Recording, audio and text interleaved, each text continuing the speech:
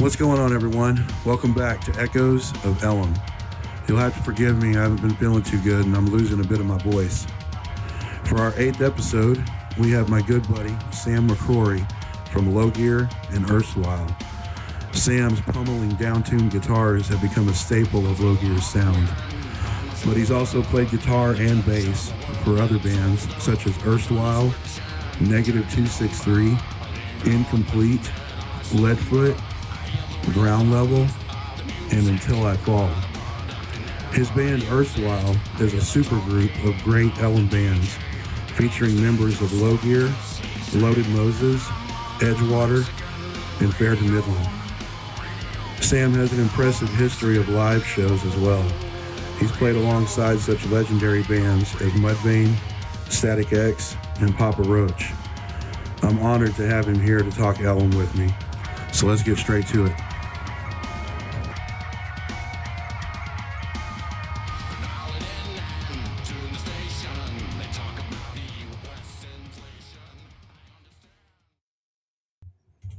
Hey, man, what's going on? Nada. Hey, Laura. Can you hear me okay? Yeah. Can you hear me okay? Absolutely. Yeah. Cool. Good to see you. Hell yeah, you too, fucker.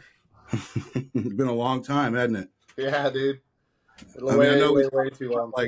I know we spoke a lot via text, on Facebook and things like that, but right. Since we've actually spoke like this, I know it's been probably 20 years. Yeah. It's been a minute for sure. Yeah. Man, I saw your setup back there. I saw all the pictures. It looks really, really cool. Well, thank you. Yeah. I put a lot of thought into this little room, this little chaotic room here. I can tell. Yeah. Awesome. Oh yeah. I noticed you've been traveling a lot lately. I've been following all your journeys on that. Yeah, me and I've always been someone that's interested in in traveling and met my my wife and my traveling counter partner who matched that energy, and so we just said fuck it, let's do this and right took off, and we've been having some fun. Nice. Yeah, man, I had the idea to do this podcast about a year ago, and I had so many great memories from back then and had so many friends like you who were probably even more a part of the scene than I was. I mean, I was a part of it, but only for just a blink of an eye. Now, when I look back on it, it was only maybe 5 years, max. But you know what though? That was during the best 5 years that in my opinion, that Deep Ellum had to offer. You know what I'm saying? So, right. I had initially wanted to start in a certain timeline, maybe 1995 up to 2010, something like that. Right. But now I kind of rethought that, and now it's more 95 to present day. Anything in between. You know what I mean? Well, then there's the time frame that from 1990 to 95. That was pre our time. Lots of stories there, but I don't know if you're going to be able to get anybody on here that that was around during that time. Who knows? Your bass player, Dave. Isn't that his name? Dave Lanier? Yeah. You say Goat? Well, I always call him Goat, but yeah. Goat. Yeah. I noticed that he's on some of those not the Pantera home videos, but he's on the Damage Plan. No, he's also on a Pantera one too. I forgot which one. Where he's hanging out with Dime, and Dime asked him to spell alcohol. Yes. And, so I think he was there for all that. I'm pretty sure he'd be a good person to have. He jacked that all up. That was hilarious. That is a great clip. That was the clip I was referring to that stuck out to me. Yep. But yeah, we usually we start out with somebody's the very beginnings, not even your first band. I was looking at Blacklist, but I was going to maybe even go before that and maybe ask you what your first instrument was. What you actually started on in the very beginning. What was it, even guitar, or was it something different in the very beginning? Well, yeah, I mean, no, it was guitar. It was kind of a mixture between guitar and bass, but primarily guitar. I jacked around with, of course, the first handful of few years or whatever was just focused on guitar. My brother played guitar, and so that kind of naturally, I was like, oh, what is he doing? and I was instantly attracted to the music that he was listening to. So it kind of just went hand in hand, and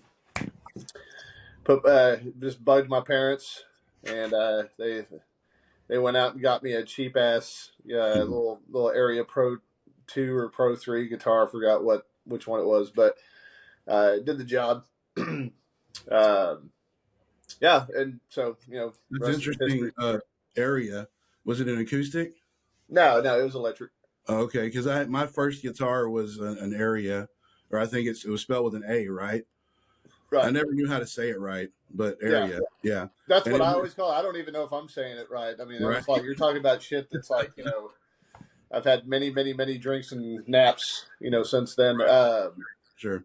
Yeah, but I'm pretty sure it's Area. That's what I hope I haven't been screwing it up all these years, but whatever.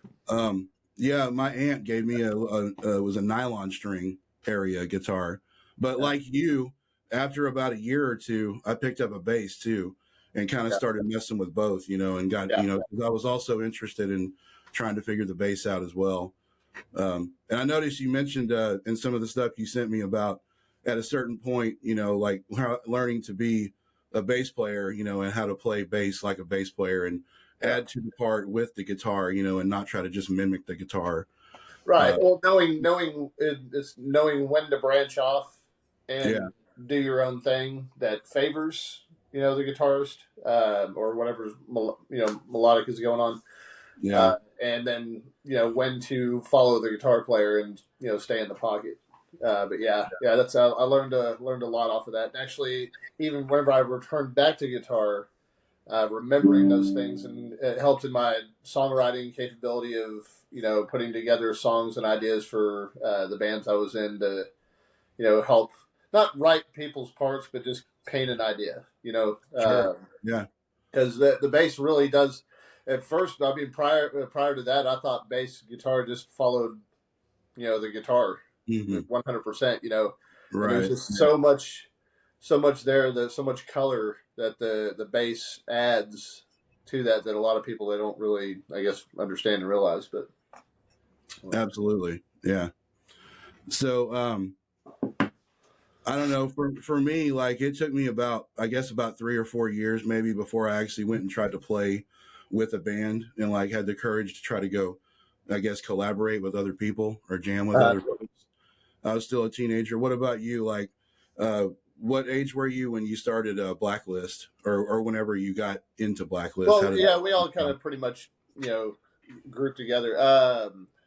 Man, that was 14, Went 15. to school with those guys with the Huh? Blacklist? You went to school with the Blacklist Yeah, guys? yeah, yeah. Okay. I taught the other guitar player how to play guitar, at least the initial, basics, and some, songs and all that stuff. And so that was kind of a cool molding bro bonding, Yeah. experience. And so naturally, he had a friend named Todd Jera, and he was the drummer for Blacklist. And him and Todd, Michael, I keep saying him, but Michael Henry was the guitar player, and then Todd was the drummer. And so they had linked up, and then he naturally, thought of me, because I showed him how to play. He's like, hey, let's bring this guy in. And so yeah, we formed that, wrote some songs.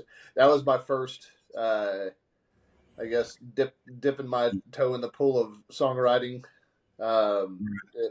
So the first, obviously, couple were a little bit, wah, wah, but then surprisingly, actually, it came kind of natural between all of us, with how, I mean, I would even say some of those riffs, hold up to, today, Right. really surprised how that all ended up. But yeah, yeah. So about 14, 15, something like that. What years would this have been? Is this early 90s? Yeah, yeah. I mean, Okay. now you're gonna have me doing math and. Uh, No, it's okay. No, no, we don't have to get exact on it. Yeah, that's fine. right. Yeah. Yeah. Um, It was about like mid to early 90s, for yeah. sure. Okay. Yeah. What what about like your first experience in Ellum? Was it around that time too? Around the time you were in Blacklist, the first time you ever went down there? No, actually, my Ellum experience was like that came later. I'd always heard about it, and it was like this. To me, it was always built up to this magical place. Of course, you're young and things Yeah. seem a lot bigger than what they are. And not to say that Ellum was was a big popular place. Loved it. But my first experience was, I think, anywhere between 95 and 97. I don't know for sure, but it was definitely like the first memorable band that I remember was Slow Roosevelt.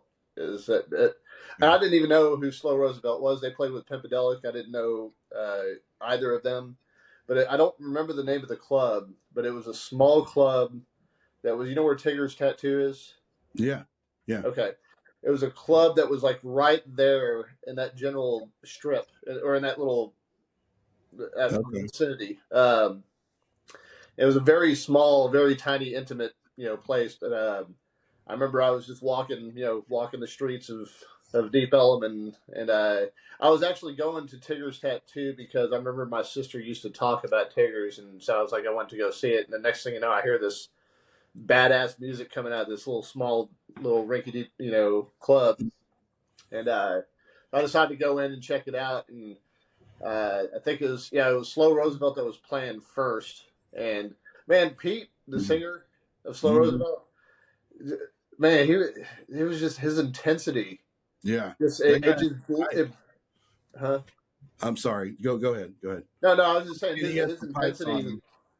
Yeah, his intensity just blew my mind. Like you can see the veins in his neck, and Yeah. his forehead. Is, and I remember that made that made an impact, and of course Pimpedelic, they blew the roof off the building, and lots of lots of attractive women. The whole setup was just Yeah. enough to really spark that. Like, what, this is I gotta play out here, not necessarily that club, but just play. I gotta be out here. Yeah. Uh, so that was my first memorable experience with that. But what a hell of a way to kick that off with Slow Row, right? And That's a great Pimpedelic. combo. And then Pimpedelic, actually, that's a band that I certainly remember well, but we haven't really covered it much yet on the podcast over the last past 7 episodes that I've done. We haven't really mentioned them much. So I'm Right. glad you brought them up. Yeah, I haven't thought about them in a while. Great Yeah. band. Yeah. Yeah. Oh And yeah. there's a ferocity to Pete and to that whole band, Slow Roosevelt. I know what you're talking about. I remember Yeah. seeing them at Curtin, and they sounded so damn good at Curtin Club. Oh, Yeah. yeah, it was always great seeing Slow Row there. Oh yeah. Great band. Yeah, Slow Row has always been at the top, if not the top favorite. Nostalgic local band sure. of mine personally. Yeah, absolutely. Yeah, them, Doosu, Mm-hmm. the Feds. There's a few of those. The Yeah, Toadies. the Feds too. Yeah, Actually, absolutely. I an erstwhile, I believe he was in with the Feds. Glendon Crane. I don't know if you ever heard that name before. Mm-hmm. He's jammed. I'm pretty sure he jammed with the Feds. He was in erstwhile for a very small time frame, but we never went public with him. We know just something happened. Lifey stuff. Sure.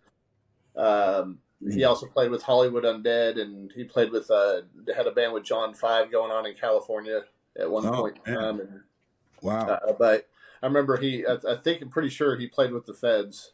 So that's kind of a. I feel like I've played with almost every. I haven't played with with you or Janardin or a couple the other guys from Samsara. Played with Ed. Ed, yeah. Ed's a great drummer, man. God, he's so much fun to jam with. I mean, no matter how many years it's been, I can jump in a room with him and pick up a bass, and me and him, it's like rhythm section just locked. Yeah. Yeah. It was that way too with really him and us, and it was just all very natural and organic, and just kind of, I don't know how to word it, but it's just everything just kind of peaked. And man, he would always have me just my side splitting from laughing, just at absolute retarded dumb shit. He's so funny. You guys were giggle buddies? Yeah. Oh Yeah. yeah. Oh yeah. Yeah. Oh yeah. We it was like total 10-year-old humor Nice. as adults, and But That's great. yeah.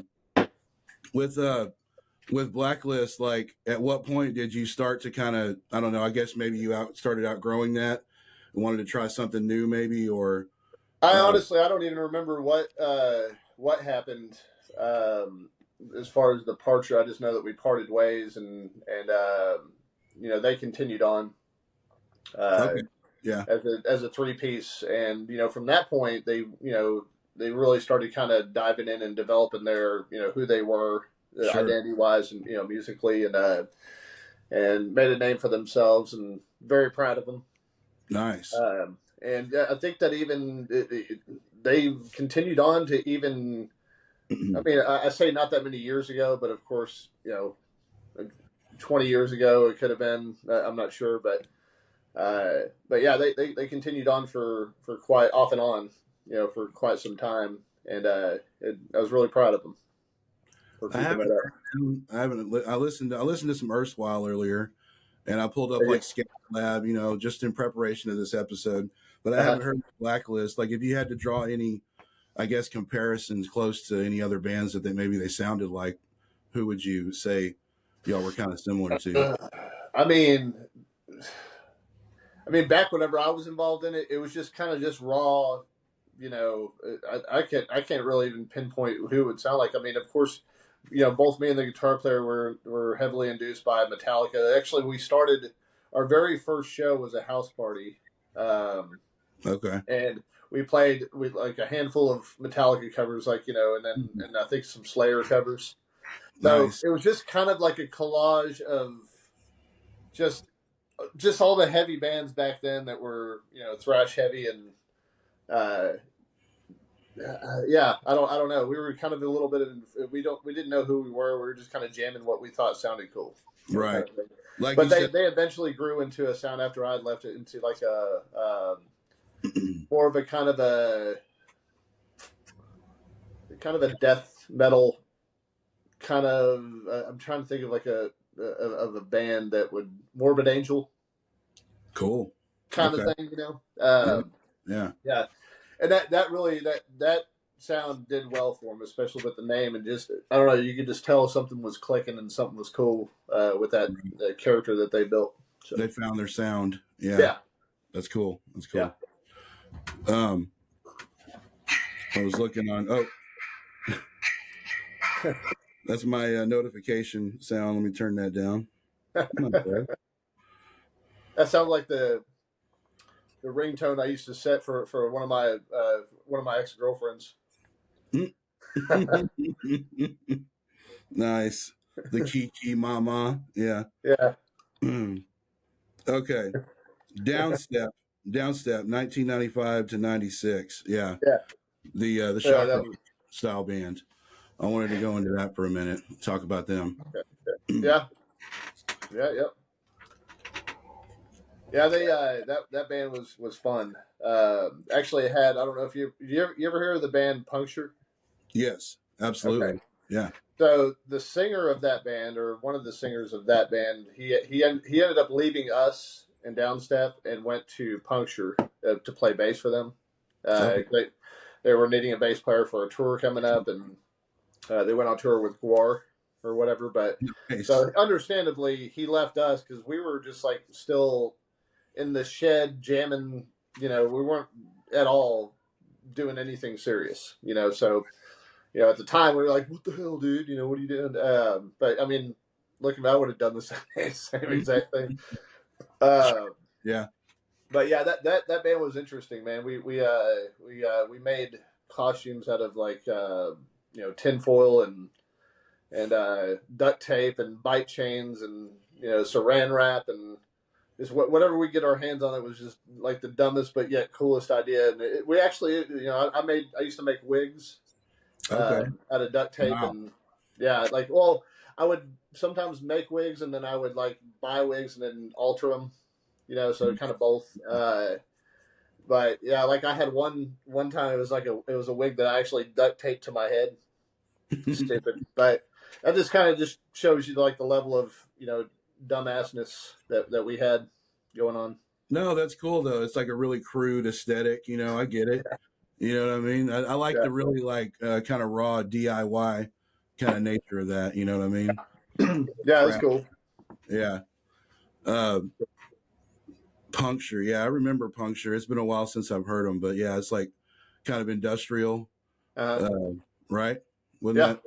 Yeah, I talked Puncture. to actually. I talked to real briefly. I talked to Rick last night, the singer, or Yeah. not last night, but like I went out to the Haltom Theater for a show that I think it's Iron Jaw or something, a band that he's in now. They were out there playing, and a buddy of mine, Pete, came in and he just joined a band called Pass the Ammunition. So I went out and checked out that show and ran into Rick and briefly brought up Puncture and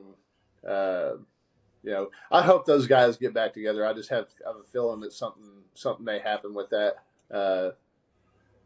I hope Are so. they okay? You said that was the band where y'all would put all this crazy stuff on, and it was all haphazard. And is that the band? Is that the Kroger band where y'all went and played at Yeah, Kroger? Okay. yeah. That's the Can band that I was in that homeboy left to go to Puncture. Yeah. We played a show at Kroger. I don't even know how we got that show. Honestly, I don't.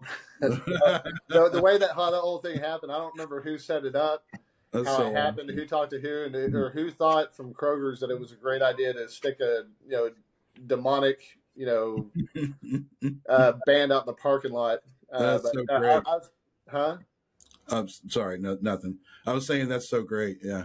Yeah, well, I mean, like, because, like, at the time, like, we were out jamming, and I remember before the show, actually, me and the singer, we went into the store, and we bought, stuff from Kroger's to put on our costume. Yeah. That was Yeah. part of the funny part of it, but I remember being, on the little homemade stage that they had out in the parking lot. We were jamming, and like, moms and their kids were walking to their cars with their groceries, and they're like, ugh, like, That's so awesome, dude. That's great. I was just like, it's back in the early days, man. Not everybody, thought things through. Um, Sure. we were definitely that was one of those moments.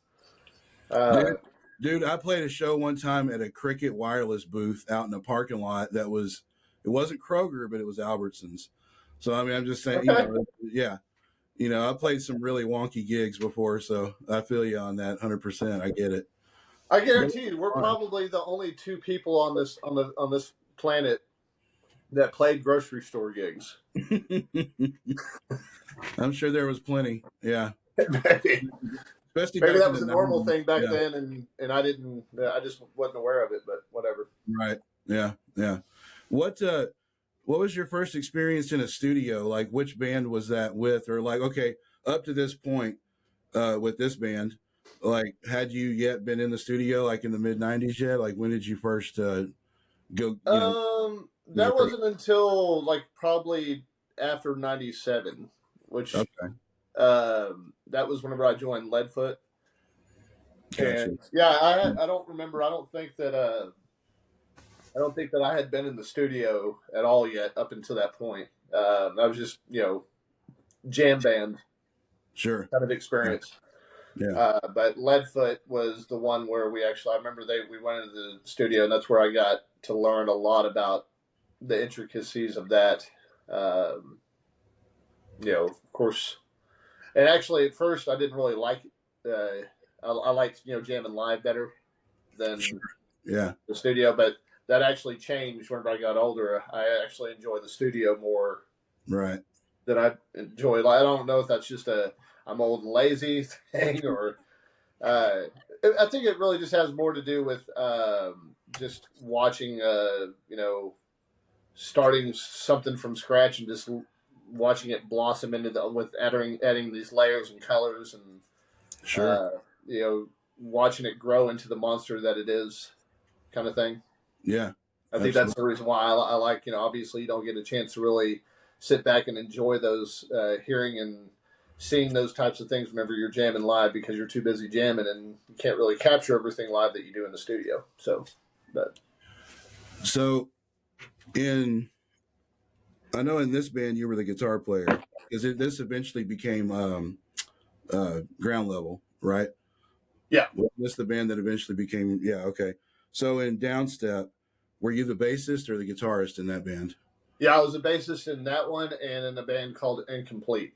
So the two bands prior to joining Leadfoot, I Yeah. just did a stretch of just strictly bass guitar. Strictly bass. Yeah. Yeah. And Okay. actually, what the Yeah. band that got me into playing bass was Pink Floyd, for whatever strange reason. Even though that I wasn't outputting that kind of music at all, and what I was jamming and all that. It was where it was Pink Floyd and then Sepultura. Those two bands at that Yeah. time are what really kind of inspired me to play bass. Oh, dude.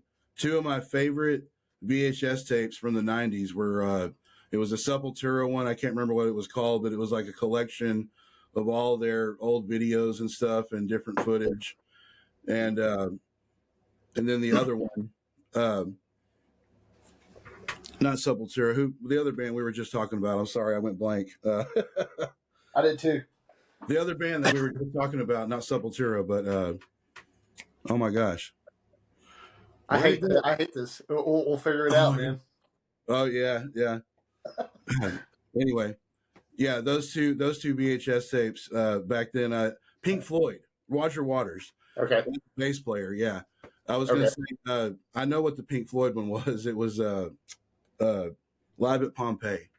The Live at Pompeii. Remember that one? Oh yeah. Like Careful with That Axe, Eugene, and like Echoes and all that stuff. Like the early stuff. I guess like maybe pre-Wall, like before they did the Wall. Yeah. After Sid Barrett, but before the Wall. That was kind of like my favorite era. That little gap there. That's Yeah. whenever they were, discovering who they were at that point. Yeah. I love that era. Yeah, Waters is a hell of a bass player. I mean, that's a great guy to learn from, for sure. I actually got a chance to see them. Me and my wife, we went to American Airlines Center, and we bought just normal tickets that were up in the stands and all that stuff, and we ended up on the right in front of the stage because my wife knows people from networking with her work.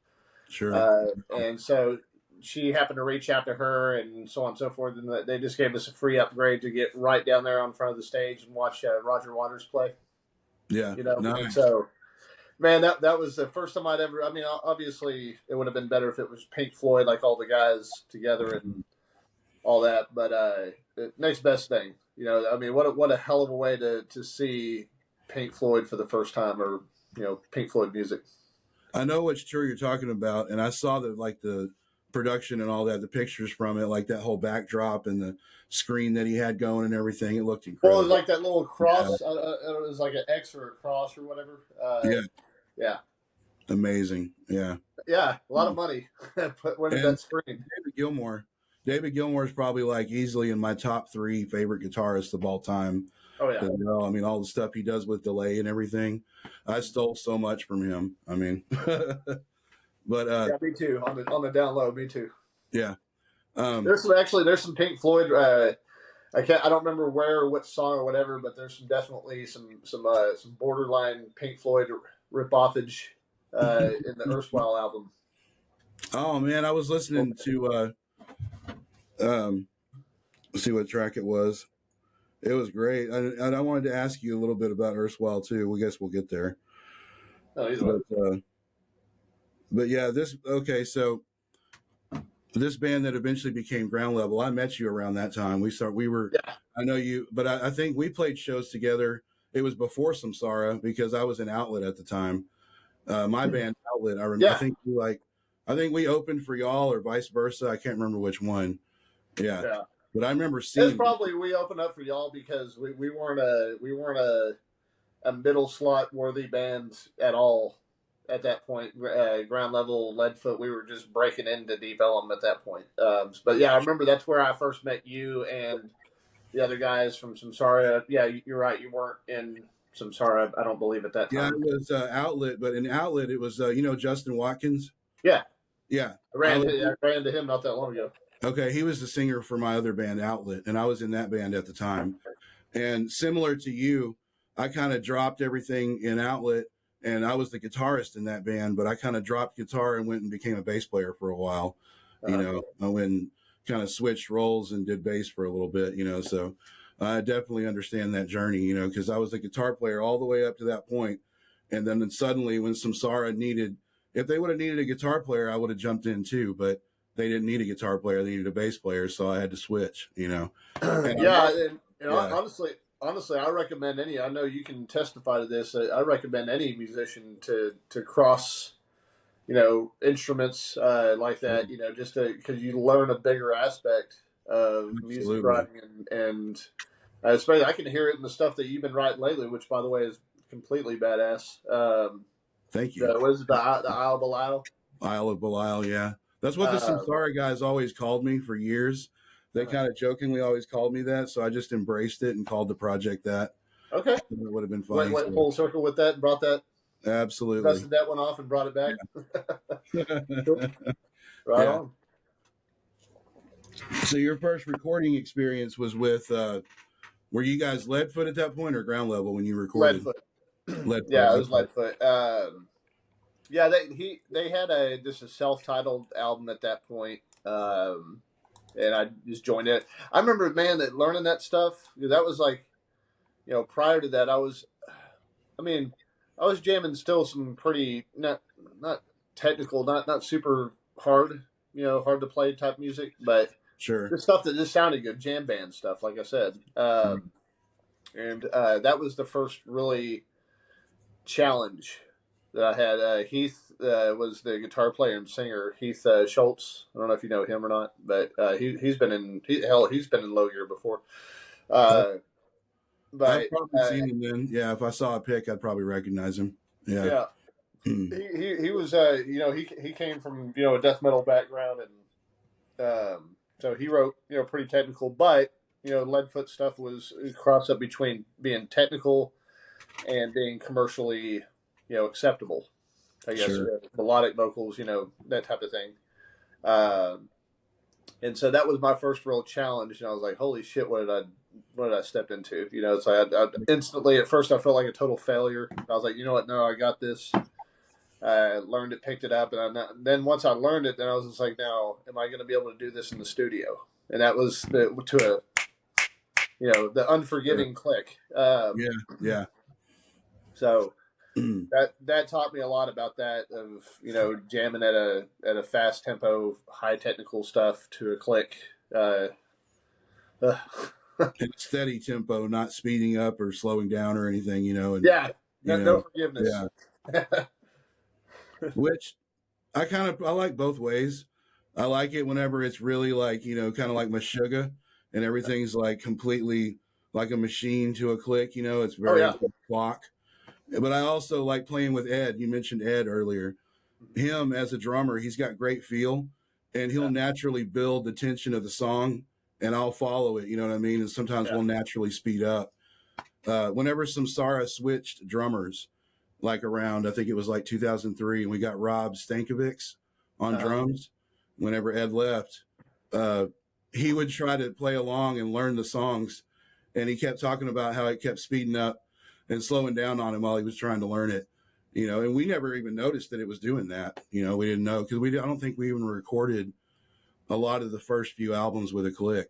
We were with Braxton and everything, and I think he may have even tried to get us to start a few songs with a click, but we couldn't. We just tracked it the way we always did. You know? hit that red button and go. Yep, exactly. Yeah. And like I said, recording with Rob was also really fun too, though, because, you know, with him, everything was numbers, and, you know, it was all, you know, it was very different kind of feel, but it was also really cool. It was different. Yeah. With going forward with Ground Level, like, how many years were you in that band with those guys? I didn't realize that with that band, that was stuff that was already like pre-existing. So you kind of like jumped into something that it was already. Leadfoot was. Ground Level was, kind of like Ground Level started off with a different tuning and a new song. I just walked into practice one day I was expecting to come in, you know, jamming Leadfoot stuff, and the singer, he goes, "Hey, drop your guitar down to A." I would drop A, and I was like, "Okay." And of course, my guitar wasn't intonated for it or any of that stuff, so it wasn't the best practice in the world, but I was able to pull it off. And he had he wrote a song, and I remember just that first time just jamming to drop A. I was just like, "Holy shit, this is badass." I haven't turned away from it since. It's either been drop A or A sharp or maybe B. That that flowed in ever since then. But yeah, that was between. I'm not sure exactly when the Leadfoot ground level crossover took place, but in that band in general is like in between like 97 to 2002. Right. That little gap there.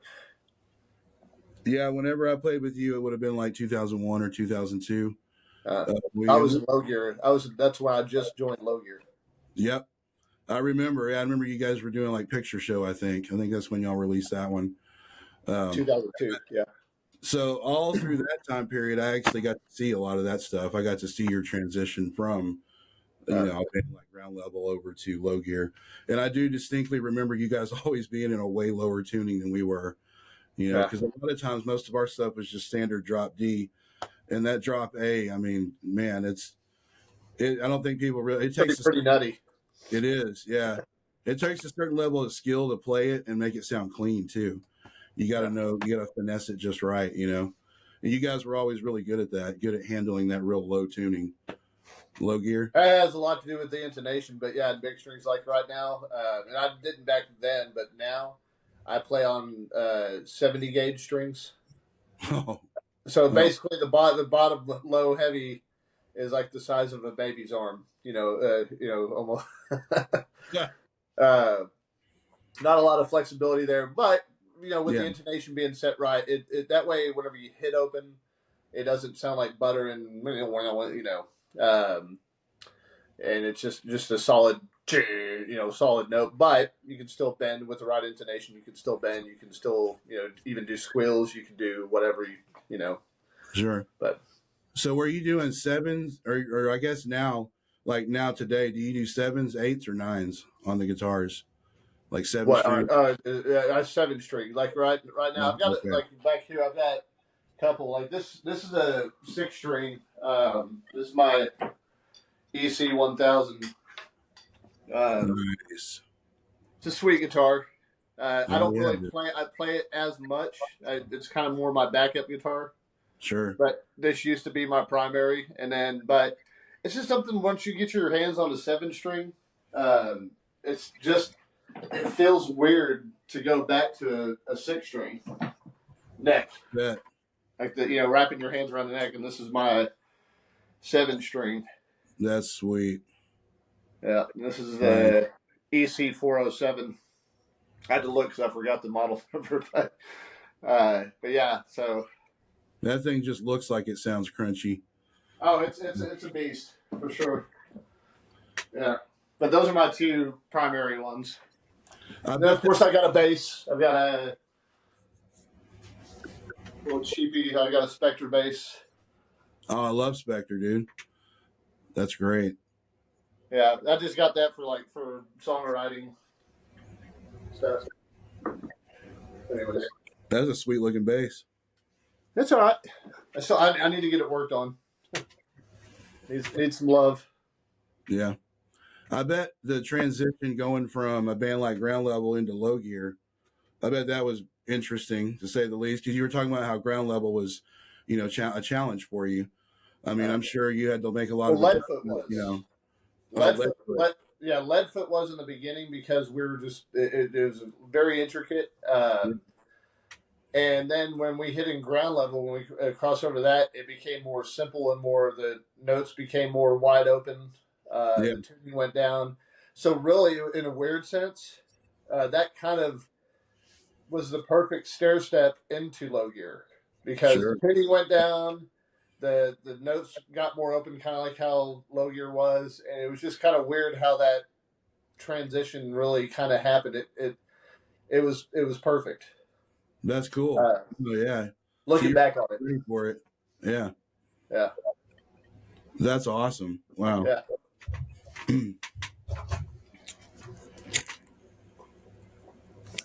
So,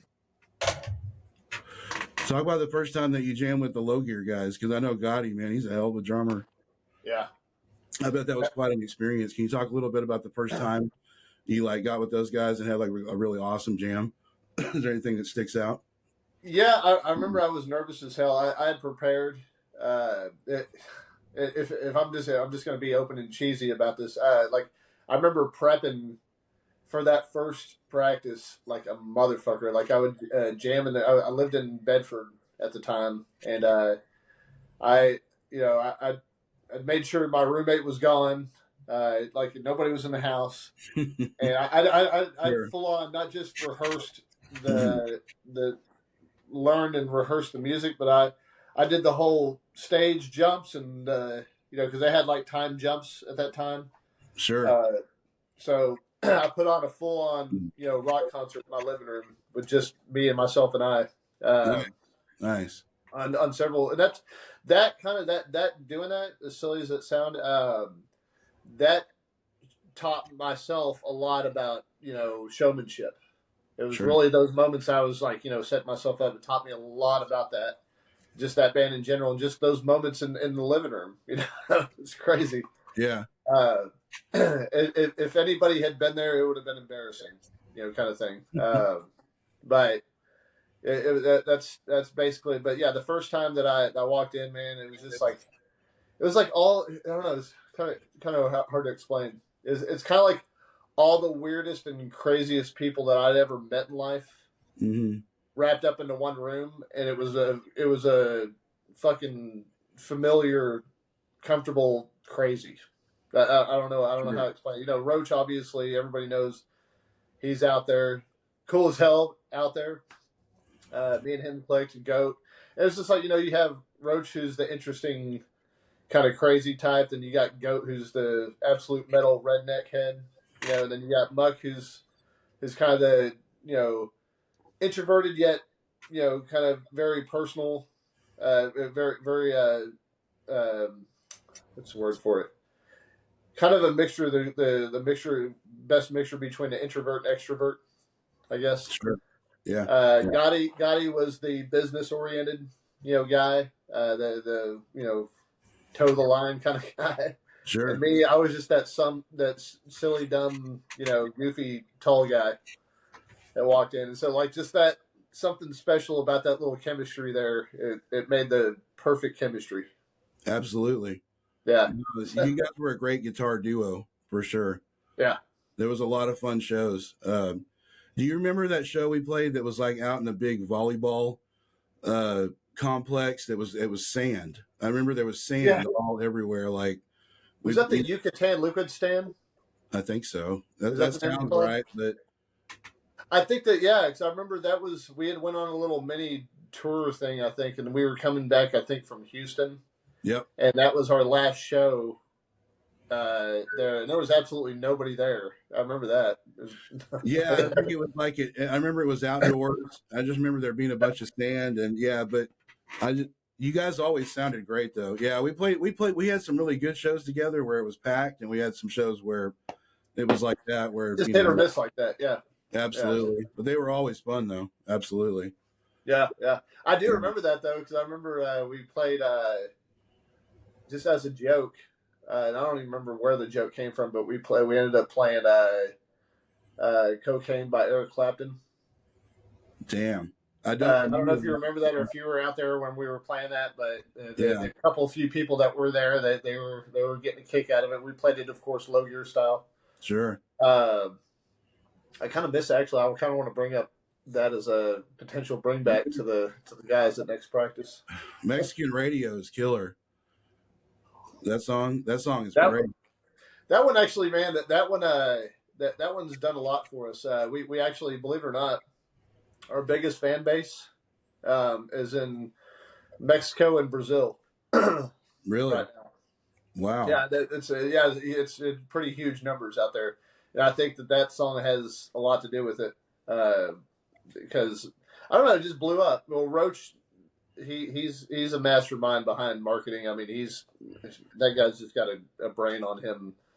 That's awesome. But he managed to kind of market us out there and shop us out there, and and so we've kind of built ourselves a name out there. And I know he heavily pushed that song, and they're eating it up. It sounds killer. The production, the the drums, the toms, the way y'all did all of that, and the way it all works together, it's really killer. I like it a lot. Thank you, man. I've added to the YouTube plays probably at least 20 or 30. Okay, Yeah, cool. You chipped in. I know it's in regular rotation for me. That's one of that one, and I can't remember the name of it now. Man, I keep on blanking out. What is going on with me today? Hey, man, it's hump day. That's Is what it you're Gut supposed to be Truck? doing. Huh? Is it Gut Truck? Do I have that right? Yeah, that's one of our songs. Yes, that's I the don't know one. if that's the one that you were listening to, but that's definitely I one of think our it songs. is. Yeah, I think that's the one that I pulled up and was checking out. I pulled up a few random ones, and I listened to Erstwhile as well. But with Low Gear, was Picture Show the first album that you did with them? Yeah, that's that one. We spent some time writing that one. I just prior to that, I just learned the sick tune stuff, and we jammed on that for a long while. And then we're just like, hey, it might be a good idea to kind of just write a new album, with this lineup, and so that's where Picture Show came into play, and we remember piecing that one together. It was kind of interesting. A lot of that was based on Gotti throwing out samples to everybody, those little sound samples. Yeah. And we would just, take that sound and then write something off of that, kind of thing. So that's how all that went. But that was a very much, we spent a lot of time in the room collectively piecing that one together. It was fun. It was interesting and fun. I remember the CD release that y'all had for that at Curtin. Didn't you do one at Curtin Club? No, the CD release. No, that wasn't at Curtin. That was at Galaxy. Or at least it was a show at Curtin that maybe we played with y'all, and it was around the time. Yeah. Yeah, we did play. I think it was the next show after that one. Yeah, was the Curtin Club. And so Galaxy was where you actually did the CD release. Yeah. Okay. Yeah. I love that. And both shows, both of those shows were packed. Tremendously. Yeah. Nice. Yeah. So going chronologically with the albums, what comes after Picture Show? What did y'all do after that? I mean, after Picture, that was the only album that I really did with them. We kind of rode that one for a while, and then after that, I had some life complications going on at that time that I had to kind of take a time out, and just kind of focus on things. And so I had to kind of bow as a mutual part at that point. And they continued on, and they jammed with Matt, which is, I forgot what his nickname was, but he was in a, God, what was it? Now I'm starting to do. I'm drawing a blank here. Hold on. What band was he in? Record button. Angel Dick. Oh, I'm sorry. You remember the band Angel Dick? Oh, absolutely. Yes. Okay. I'm glad you brought them up. Yeah. Yeah. Yeah. So Matt, he came in and he was the next one up with that, and then from there, Low Gear turned into so many different versions of Low Gear. But yeah, I was only in for that one album, and then that's whenever between then and now, whenever we just got back together a couple of years ago to now, it was just me doing other stuff. Okay. Yeah. What comes after Low Gear in that chronological? Oh, Until I Fall, right? 2004. Yeah. 2009. Okay. Yeah. Well, I took some time off. I put on there when I sent that over to you. It was somewhere between 2004 and 2009, but I remember distinctively taking probably about a year. Sure. And getting my shit together, and I had all kinds of stuff happening that I just had to. Okay, life stuff. Got to focus on it. And then I did that, and then next thing you know, ended up meeting up with. I remember I met Tony. I met actually Tony, the singer of that band, and Until I Fall. I met him back when I was with Low Gear. Me and Goat, we were at the bar tossing back some drinks after hours, kind of thing. Yeah. Because we always went back there whenever they would close down, and we would just have drinks with the crew and sit around and party and shit. And I remember Tony and his brother or cousin or whatever that came in. I was fucking blasted, loaded drunk. and I'd already known Tony, a little bit, but that's kind of where I started really getting to know Tony. Him and his brother came in, or cousin or whatever, came in, and we were hanging out and bullshitting. And I remember as they were walking out, I tossed the beer bottle just as a joke, the empty beer bottle across the way, and it landed on the floor, and the glass shard went into his cousin's ankle or whatever. Oh no! So that almost caused a fight. Of course, I was just being a drunk dumbass, asshole. Right. But I remember we hooked up and we jammed after that, and then I remember him telling me, he goes, "Man, I remember Sam, whenever I first met you, dude, I used to think that you were just a total just an asshole." And he goes, "But dude, you're just a big, silly, goofy dumbass." I couldn't agree more. No, man, asshole would never be a word I'd use to describe you, man. No, you always seem pretty down to earth and chill, man. Yeah. I don't know if it's the height thing or whatever, but I don't know. I've heard that before. Some people thought that I was an a-hole, and I'm totally not. One of my main memory, whenever that sticks out of you back then, from way back, like the ground level days, is your hair. I remember you having like the Wayne Static hair that kind of stuff, right? Am I remembering that? Yeah, I used to. How I would style that is hilarious. I would sit there and headbang, and then hang upside down until I'd hang upside down in hairspray. Yeah, nice. Very dumb process. What was the kind of, I don't want to say genre, but what is the main sound for Until I Fall? What did you play in that band? Were you bass or guitar in that? No, it was guitar. Guitarist? Okay. Yeah, and actually, I wrote a majority of that music. That was, man. So you were the main. I was kind of like a crossover. Huh? I'm sorry. You were the main writer in that one? Me and Tony, and yeah, I mean, everybody chipped in, but yeah, me and Tony, we definitely put a lot of that together. And that was kind of like a cross up between like Orgy and Deftones, Korn a little bit, but not even Korn too much. Maybe a little bit, just some of their choruses, like, that get a lot of influence based off of their choruses. But yeah, it was kind of that genre, that new metal genre. Hang on just a second. I'm getting a knock at the door. Yes.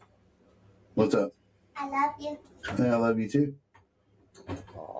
I'll be done here in a little bit, okay? In about 20, 30 minutes, okay? Love you, hon. I'll be out in a bit. I wanted to make an entrance. Close that other door for me. That's just that right there. That's liquid gold, man. Oh, absolutely. Yeah. Yeah. Gold. I love her to death.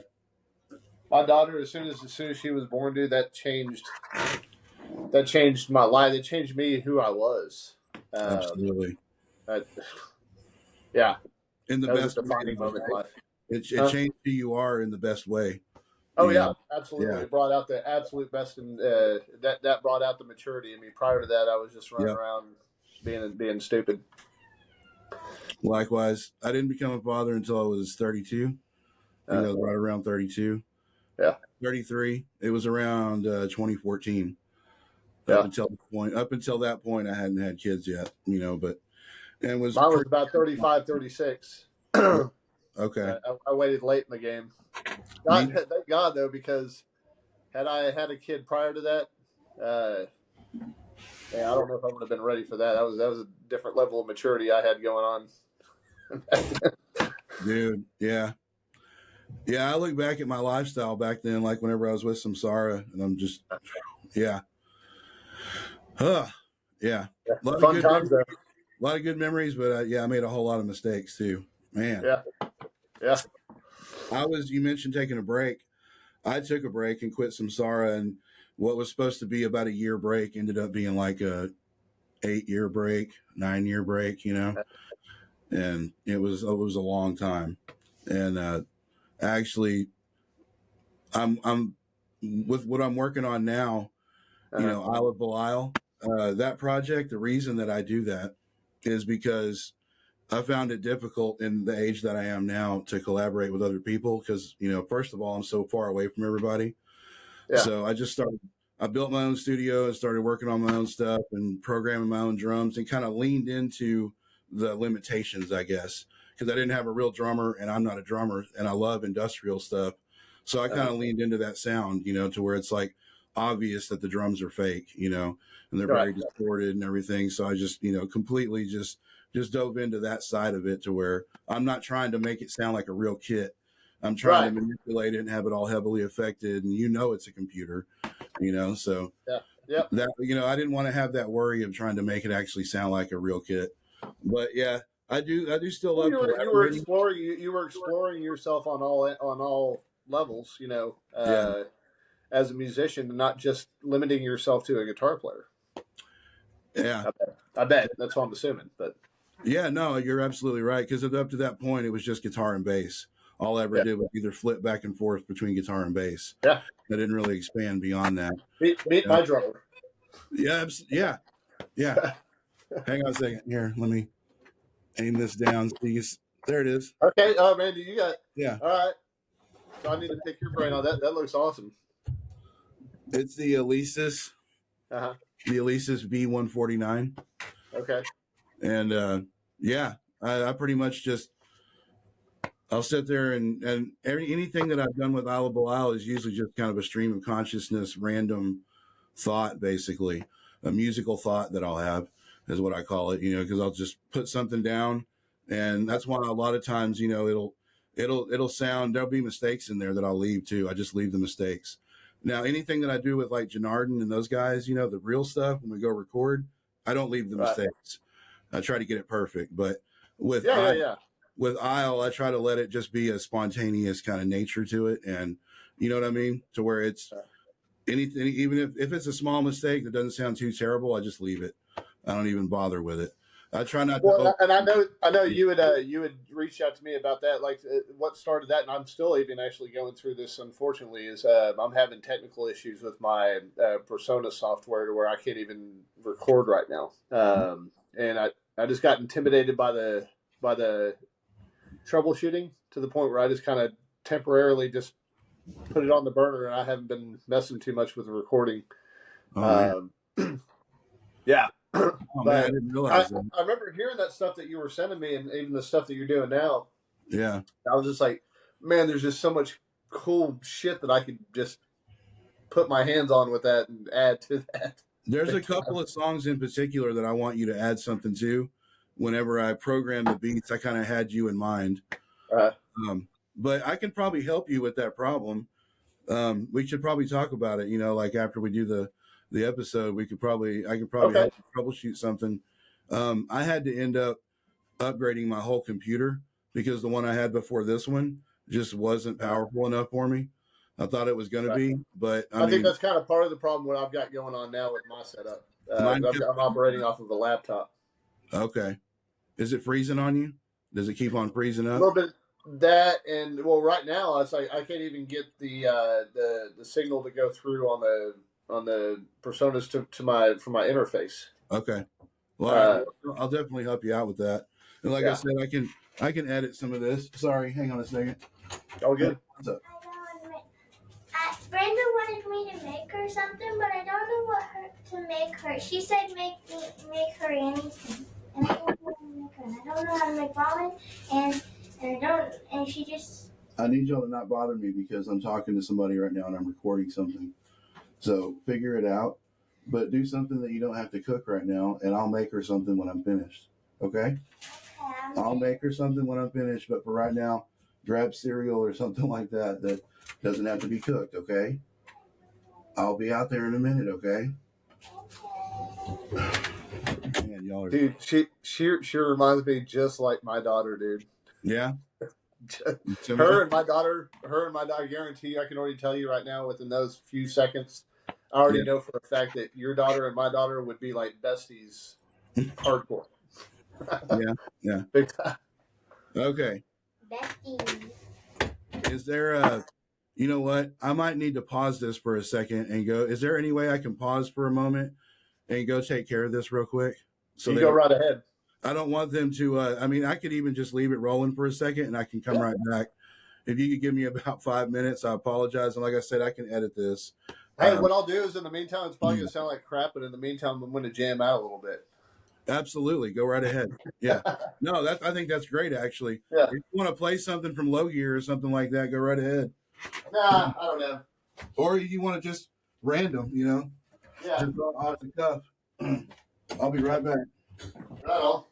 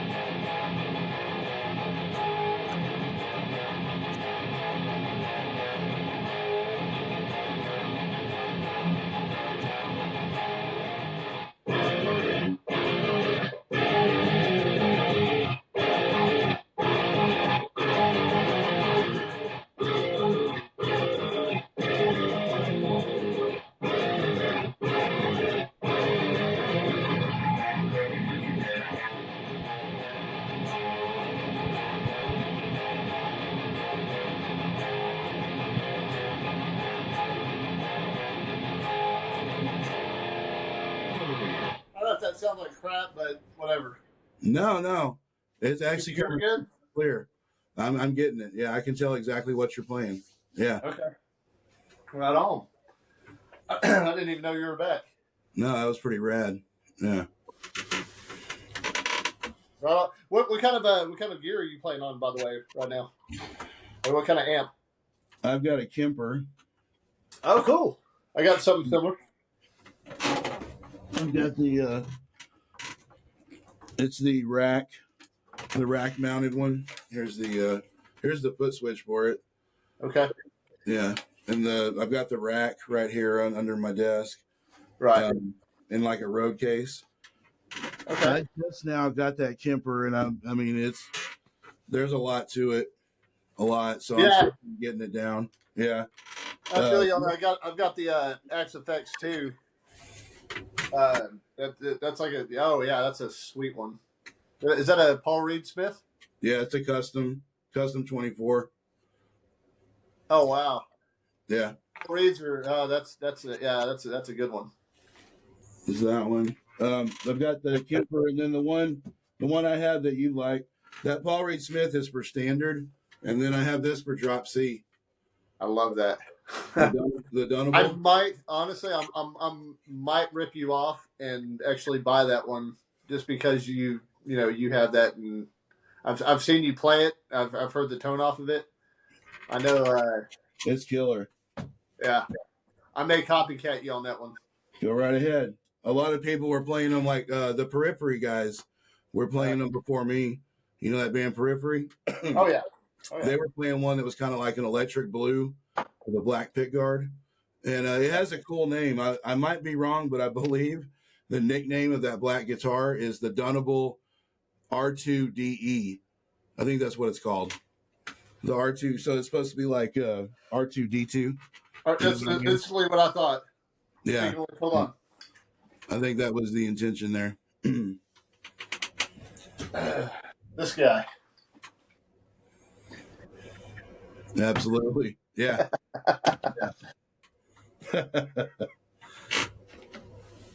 Yeah, I'm a Star Wars. Well, not a nut, but a fan. Like I don't have like bedroom bed sheets that are Star Wars sheets and all that stuff. But No, I saw the prequel trilogy in theaters, but I wasn't old enough to actually see the original movies in theaters. But I love those flicks. Yeah, I saw them on good old VHS tape. Yep.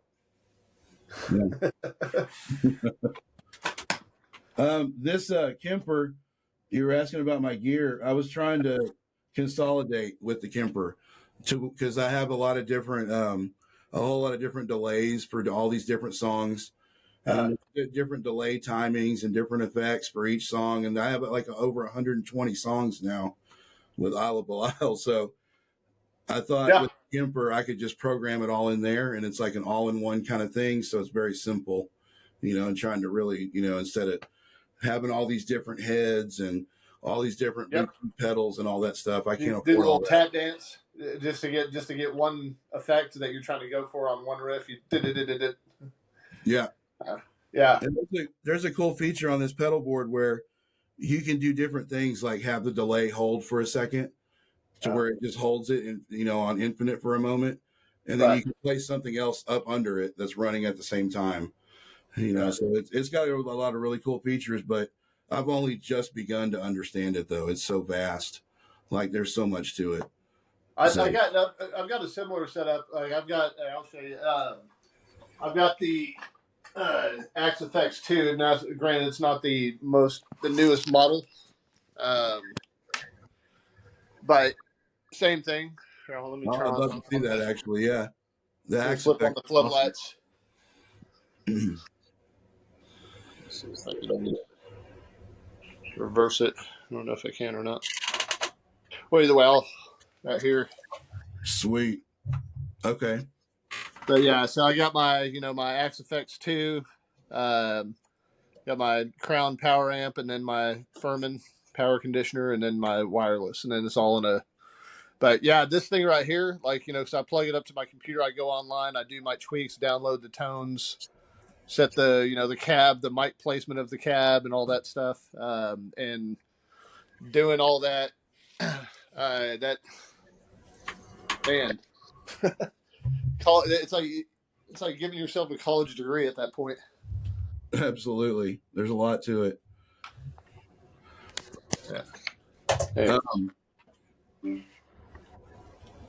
I was gonna go back to sweet. Here we go. -263. Yeah, I love that band. Get to that point. I wanted to talk a little bit about how that came to be, and the trips to Abilene and all that. Jamming with those guys in the beginning. Yeah, that was just an overall very fun and very educational experience on all levels on both sides. I mean, we were definitely we partied like Pantera. I mean, it was full blown, barrel proof whiskey, slamming them back, kicking them back, and having fun, making asses out of ourselves, and not giving a fuck if we are or not. To very, professional, precision, toe the line kind of mixture of both worlds going on all at once. But Yeah, I used to drive from Dallas to Abilene every weekend to rehearse. That was but it was cool. It was cool though. It was like a lot of people they just be. I mean, after a while, it did get a little tiresome. I actually moved out there for about 2 or 3 weeks out to Abilene just because I got tired of the back and forth, and there was some talk at that point that we were discussing with the label at that point with Warner Brothers, a division off of Warner Brothers. And there was some talk about it, touring that was going to become heavier, and at that point it just made better sense for me to be more local at that point. But then, Sure. I started to miss home, so I was like, you know what, it was not working out. It wasn't the I guess the detail or the stuff that we were talking about wasn't manifesting sooner than or as soon as I thought it would. So I ended up coming back home and coming back to Dallas. And man, I love Abilene. I love visiting them, but I'm a Dallas boy. That showed me right there. I'm a total Dallas boy. Yeah. That's a different way of living. Abilene compared to here. But I love the people out Absolutely. there. I love visiting there. Huh? I said absolutely. I played a lot of shows out there with Samsara. Yeah. Yeah. And that's what drove me, or that's what drew me to trying to live out there, is because the people out there in the music scene was just awesome. And I was like, hell yeah, we'll give this a try, and just didn't work out for whatever reason. But yeah, I had a lot of fun in that band. We played with we did shows and little tour sprints with larger acts. We did some shows with did a show with Mudvayne and Static X on one show. I forgot that was out in Lubbock. I forgot the name of the theater that we did a show with them, but we did a show with them. We did a show with Papa Roach in I think the convention center in Abilene. That one was really cool. Nice. We played I think that was in 2019. We played in San Antonio. Played Mayhem Fest as a side stage thing, but still a lot of people at that one. I mean, there was probably close to about 10,000 people out in that parking lot that day, and it was a hot as hell day. It was like little pieces of bacon walking on a skillet. Yeah. Pretty much how that whole layout was going down. But the energy from the crowd that day, and there's a song that I actually have up on YouTube that we captured from a cell phone recording of us playing a song that day. If you just type in -263 live, you'll see it pop up. It'll say San Antonio Mayhem Fest or whatever. But yeah, I'll check it out real quick while we're talking. But yeah, Mayhem. but yeah, that's that whole experience, man. That was just very, very rock star fun. I got to really dip my toe in that rock star fun pool.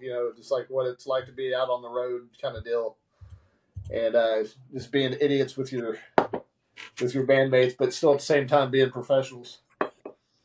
Absolutely. But how many years were you in -263? And did you record with them? Did you? It was like a year or two. A year or two? Okay. Yeah. A lot of the sprints that I did was actually just about a year or two, maybe a few years, and then just life happens, and you move on. Absolutely. A lot of mine were only about 2 years as well, 2.5 years, something like that. Yeah. The blink of an eye whenever I look back on it now. Yeah. Yeah. Little flashes in the pan, Yeah. Did you record a little sample of experiences, Yeah. That's kind of what's cool about all the recordings is each one of those is a little snapshot of that time period, looking back on it. Yeah. So after Picture Show, what was your next recorded record? Did you do something with -263? Did you go record a record with those guys? No, because it went from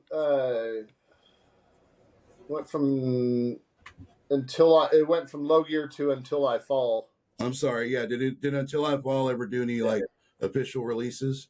Or do anything at all? We did not really official release. That was the unfortunate part, man. That band had a lot of potential.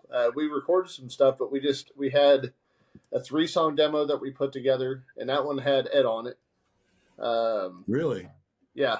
Oh, okay. All right. Yeah, that's where Ed came into the play. And then we did another, just a single song. It was "Enjoy the Silence." We did a Depeche Mode cover. Sweet. And that one we had Bradley on. And I watched the first episode that you did, where you did it with Bradley. Mm-hmm. And I didn't know, was he in Samsara? No, he tried out for Samsara though. Whenever Ed left Samsara, right before we found Rob, Bradley tried out for us, and he did a damn good job too. Did a great job. Yeah. Okay, because I was like, man, I had 2 different drummers from Samsara, and Until I Fall, that was kind of what was going on in my head there. I was like, wow, that's a trip. Yeah. No, he was with us for I want to say like a week or 2. He came out and jammed with us for a week or 2, and then we tried Rob out, and then we never tried anybody else out after Rob. Yeah. Yeah. He just kind of clicked at that point. Yeah, Bradley was excellent though. He was really solid. Yeah. Yeah. Bradley's a great dude. He was fun to talk to. Yeah, I had fun with him while he was in Until I Fall, and that was that. We just did, I think, the one song, from my understanding. I think we might have recorded some other ones, but that just never we never finished. I think it might have been that, but I know we had the one because we put it up on MySpace and all that stuff, and I remember him being he's just a tight, in the pocket drummer, but also at the same time adding his own. He adds his own character. I've always enjoyed his drumming. Absolutely, yeah. Yeah, he's got great feel for sure. Yeah. So okay. So did Negative 263? You said you didn't record with them. Where did? No, we did. I did record with Negative 263. We went to the studio. We dropped down about $10,000 with Alex Gerst on that album. With Alex Gerst, I've heard that name before. Yeah. Yep. Okay. Yeah. Yep. That was the first time I had worked with Alex Gerst. Was that one? That was the Autumn's Winter album. Okay. So yeah, we went all in on that one. That was actually.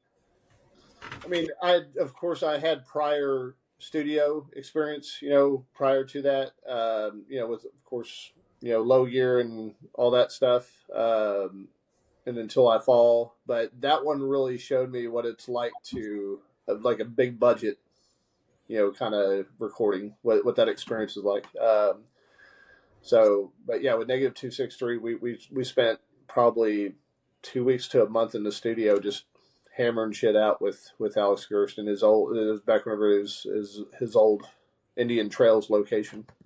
Indian Trails. Okay.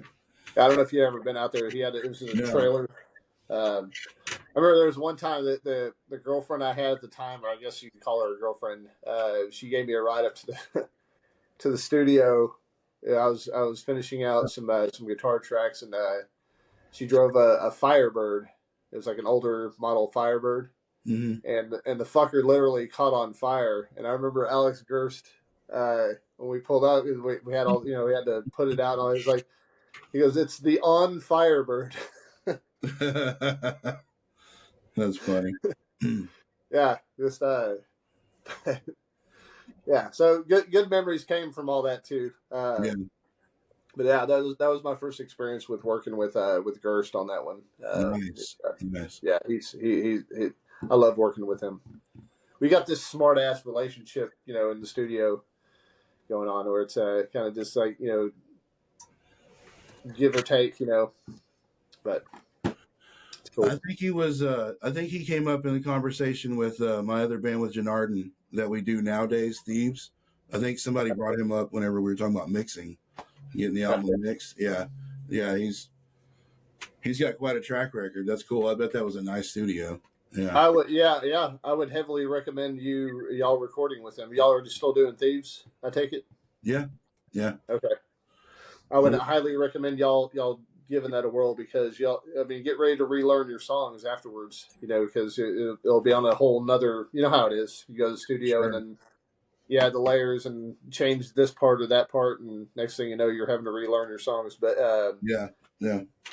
but yeah, I love working with him in that studio. Nice. I go to. So Erstwhile, I wanted to ask you about them because I didn't realize, it was a super group. Edgewater. I love that band. Yeah.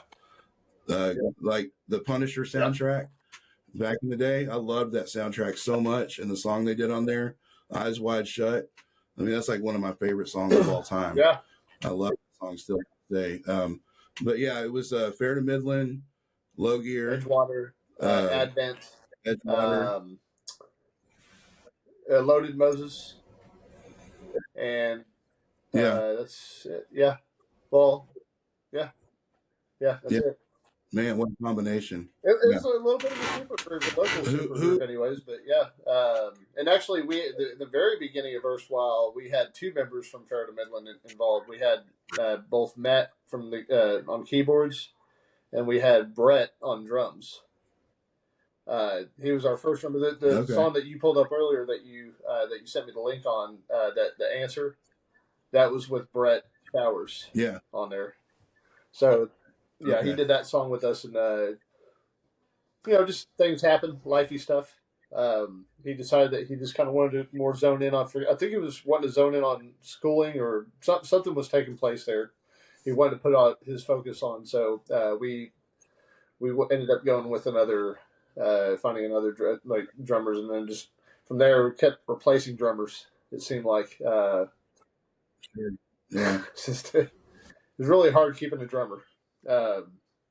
That's the thing I remember about it. It's hard even finding a drummer. I mean, I've had a couple of bands that have completely faltered recently because we can't even find one. We can't find a drummer. So I feel you on that. Yeah.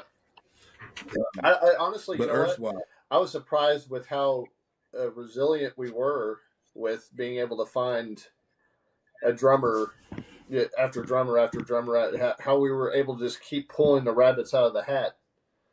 And just coming up just with this endless supply of drummers. But it was just, I don't know, it was just we were just lucky in that sense that, except for the last, the last tidbit, which is partially the reason why that Erstwhile is not together today, or not really. We're not really broken up, but we're not together. But we're just like on a very long-winded hiatus, and part of that's because of the drummer issue. Finding a good solid drummer that will stay in there, because we don't want to keep replacing a drummer after drummer. We want to find our guy, kind of thing. So yeah, but yeah, the first album that we had, or the only album that we had three different drummers on that album. It was Brett in the beginning, and then it was Mike Moya from Plastic Tongue. He was on there on a couple of songs. Oh wow! And then Jason Hood. I don't know if you ever heard of Jason Hood, but I forgot what bands these came from. But he's a solid ass drummer. I mean, that's probably one of the best drummers I've ever jammed with in my entire life. But he finished out the rest of the album, and so like that whole album was compiled with three different drummers, which was kind of crazy but cool, Yeah. Well, it's a great combination. Alex's voice with your guitar together. I mean, it works really well together. It really does. Was actually all intentional. Like we spent, let's put it this way, we spent 4 years in the rehearsal room before even ever playing a show, like 3 or 4 years. And it was very much intentional of why he was even selected to begin with. When we were picking out our singer, we approached him because he had that deep voice and very melodic and very cryptic kind of lyrical content. So all of that was very intentional. And then furthermore, when we got together and started putting the album together and piecing it all together, we had that discussion so many times, him and I. Like, hey, there needs to be that, and there is, but we need to really capture on that romance between the ambient shit that I'm doing and your vocals, and just really mesh that, just really capture that. That's very, very vital to making this, stand out. And we did that. I felt like we probably could have done it a little bit more, but we actually put the album together with a kind of like a concept album approach, based on that and other emotional key points, I guess. But the making of that album, you should have seen behind. You should have been a fly on the wall on that one. Between me, Matt, and Alex, we were the three main brains behind it, and of course everybody chipped in though. But me, Alex, and Matt were just the crate. I remember just going over to Matt's house and just his little Mac, computer and his keyboards there. We'd just be sitting there just hour after hour, just putting together like little sound effects, and I mean, it felt like Pink Floyd level layers of production with the amount of work that we put into it. I would love to. I would actually love to come. I've always wanted to make a documentary, like a little mini documentary about a band making a record. So if you guys, Erstwhile, ever do another record, if you ever decide to do another one, I'd love to come and document some of it, on a day or two maybe, and if the guys were okay with it, I'd love to, document the process. I've always wanted to do that. I'd be down with it. Capture that. I'd be totally. I think that's a totally cool idea. And we've talked. We still even talked even just recently. We've talked about the idea of because we've got a whole slew of material that's just sitting there on the burner that's excellent. I'd have to relearn it all, but at this point, but it's excellent material. It's like even if not the same, if not as good, or better than the album that we released. Really good material. So yeah, I mean, it's possible that it could happen, but we'll just kind of see what happens, from it. Sure. Alex, he's always been one of my favorite vocalists down there in the Ellum scene. I remember always being impressed by Loaded Moses whenever we would play with them. Samsara got to play with him quite a bit back in the day, and he's a great vocalist. And frontman. Really compelling stuff. There's a little EP they did. I think there's a song called maybe Days, but anyway, yeah, there's a little EP that Loaded Moses did that's one of my favorites. It's great. Oh yeah. Oh, let me go. I wanted to go into modern Low Gear for a minute and talk about that. Let me go get some water real quick. Cool. I'm actually going to do the same. Okay.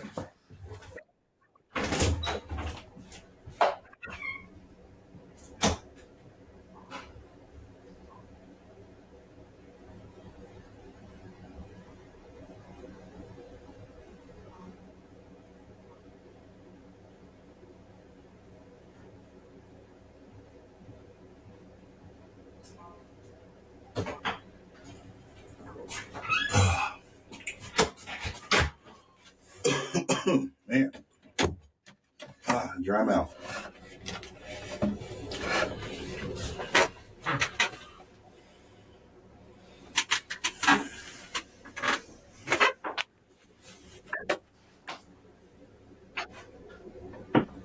Don't know about this.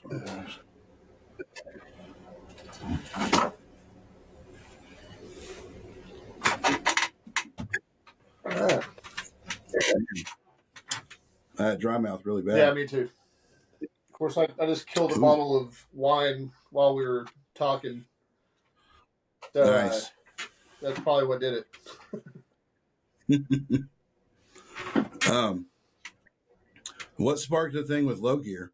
Because, man, it sounds great what you guys went back and did. Again, I know I mentioned it earlier, but Mexican radio, but also Sick Tunes. What you guys did, you went back and kind of updated everything. That was pretty sweet. Yep. I wanted to ask about how that all came about. Yeah, well, I mean, it really just started that because it was creeping up on the 20th anniversary of Sick Tunes. Yeah. And so, they had reached out to me. I think that they were trying to really do it originally with Rojo, the original guitar player, and then stuff was just happening where it just wasn't coming together, like I guess they wanted it to. So they reached out to me and said, hey, obviously, we were going to do this with him, but we ultimately we want to get this done, and you're the obvious, next choice for this reunion. because I'd come in at that somewhere in 2001 after that album birthed, and knew material like the back of my hand.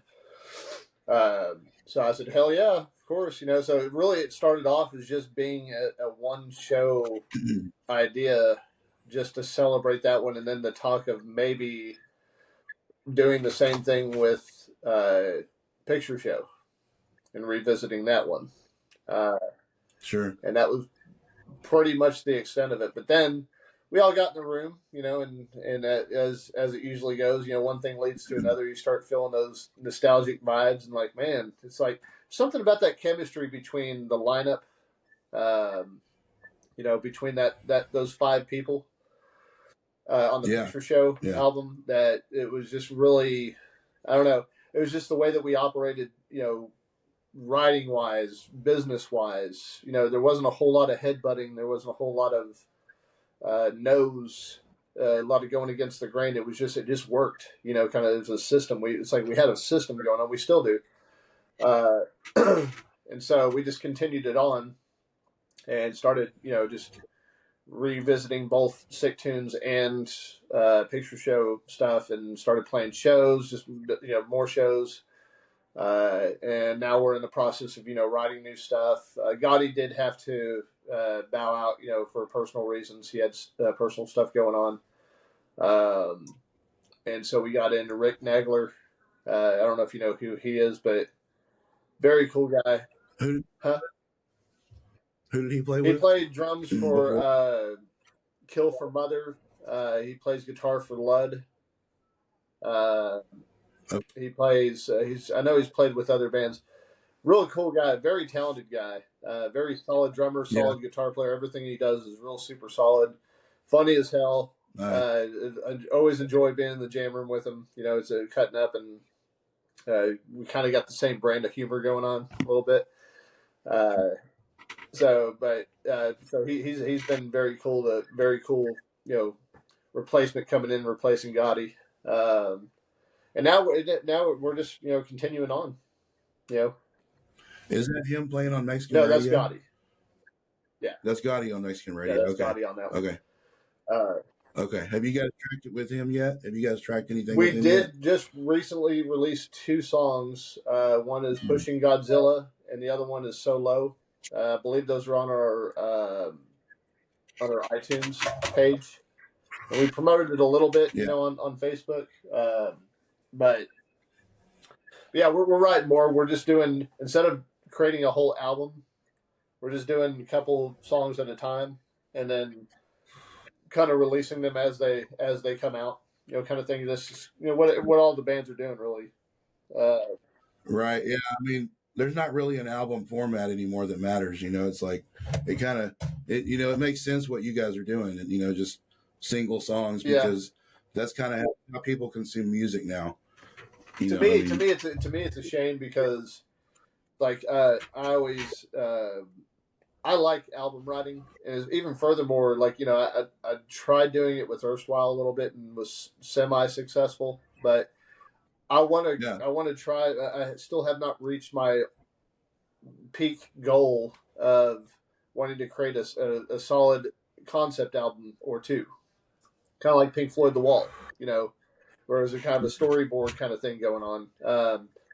I'd like to do that with Low Gear, honestly. I've talked with Low Gear about that, with Roach especially, on several occasions, about putting something together that has that kind of Sick Tunes type of depth and dimension and sickness, that crazy, vibe, and taking that to the next level and building a storyboard line from front to album, just something sick and chaotic, and just something that just really creeps people out, but on a very theatrical level.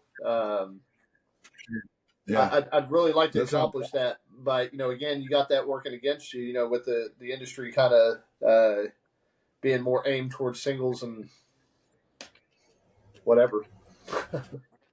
Yeah, I mean, you can have like 10 songs that kind of have like a overarching theme that all kind of tie together, and then release them strategically over the course of like a month or 2, and have it all tied, kind of to the same idea, same concept. That's what Sleep Token's doing. You know what I mean? They've got an entire Another band I lore. love. Yeah, Big Toe. me too. I love that they've got like an entire lore and kind of backstory going too. You know, it's really cool. I wanted to ask you about you mentioned Erstwhile had a concept record.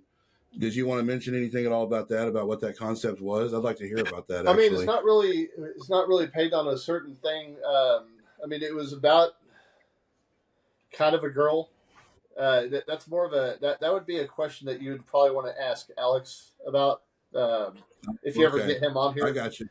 Sure, I more just you know how it is. You know, you write the depth of the music, and you're even though the guitar parts are not words, they can kind of speak words. They can set the tone of emotion, and so I guess from that angle, from my involvement with it was just more or less creating that story with setting certain emotional things in place, and that seemed to make sense. I don't know if this makes sense, but it seemed to make sense in order as it flowed. I got you. Yeah, and doing that in conjunction with speaking with the vocals, like with what they're putting down word wise, especially scattering the songs and when you write them and all that, it's very difficult to create a concept album based on all those little chaotic parts moving and piecing all that together. Absolutely. It is. And actually, you know what? I mean, if you're ever interested in doing this, just of course, whenever you have time and I have time, and of course after I fix my little technical stuff, if you would ever be interested in working on some sort of conceptual music, I'd love to. Just for fun. I mean, it doesn't have to be anything serious. I think it'd be cool. Oh, absolutely. I can create maybe the samples and the beats and come up with some backbones for songs and send that to you. And you could maybe add some guitar and bass to it. Well, and also I've got ways. I don't know if you ever heard of the program called Damage. I've got Damage too. I just haven't been able to successfully do anything with it yet because of the issues I have going on. But I've got that, and I've got ways. I've got regular drums programs where I could actually map out some stuff that would sound pretty cool, like regular drum beat and cinematic percussion. But that's another story for another time. Sounds awesome. No. That sounds awesome. I would love to do that. Yeah, I'm absolutely down for that. That's why I sent you some ideas in the past. I just didn't realize you were having trouble. I'll definitely after this, I'll send you some stuff on between me and my buddy Jason, my other bandmate Jason, we can definitely help you out and figure out what's going on. Okay. For sure. Yeah, that'd be cool. Yeah. Yeah, because as soon as I get that up and going, it's just the stuff is just going to start flowing out at that point of what I can put down. I had to up my computing power here before I could get mine to run correctly. So, that was one of the things I had to do. It might be part of the issue I might run into, but yeah. But yeah, going back to the Erstwhile thing, like the concept, concept thing, that was just something that was intentional, but at the same time organic. The reason why I don't really understand lyrically, and I'm sure you've probably gone through this before, where it's like whenever your singer writes something, you understand a kind of a portion of what they were talking about or what they were meaning or expressing, but you may not really fully get it. And especially with Alex, he was a very cryptic lyric writer.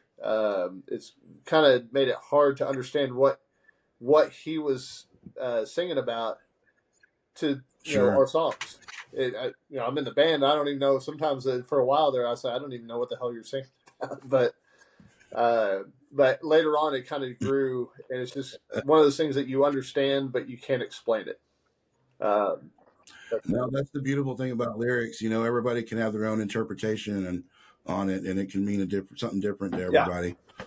That's what's so cool about it. Yeah, it's one of those things that give the album a listen and dive in and fuck around and find out. Yeah, exactly. Well, I really like the Erstwhile stuff. I think it's a cool combination of whatever combo of people y'all put together with that. It's really cool. And the new Low Gear stuff is amazing.